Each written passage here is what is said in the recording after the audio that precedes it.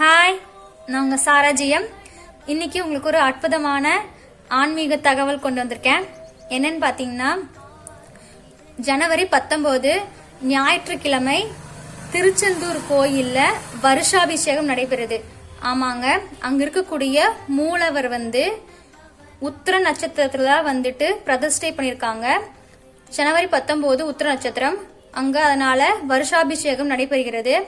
அங்க கோயில்ல துணை ஆணையர் ஞானசேகரன் அவர்கள் என்ன சொல்லியிருக்காருன்னா, 3 மணிக்கு விஸ்வரூப தரிசனமும் 5 மணிக்கு காலையில உதய மார்த்தாண்ட அபிஷேகமும் காலையில 8 மணிக்கு விமான அபிஷேகமும், அதாவது விமான கும்பாபிஷேகமும்,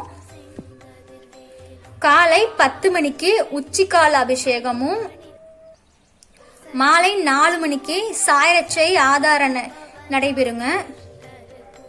இரவில் மூலவருக்கு அபிஷேகம் நடைபெறாது. அதுக்கப்புறமா 7 மணிக்கு புஷ்பாஞ்சலி நடைபெறுங்க. சுவாமி குமர விடங்க பெருமானும் தேவசேனா அம்மனும் இரவு தனித்தனி தங்க தேர்ல திருவீதி உலா வருதுங்க. எல்லாரும் திருச்செந்தூர் போறவங்க எல்லாரும் ஆல்ரெடி ப்ரிப்பேரா போய்க்கோங்க. ஏன்னா முதல்ல கூட்டமாக தான் இருக்கும் அங்கே. அது தகுந்த மாதிரி போய்க்கோங்க. நன்றி.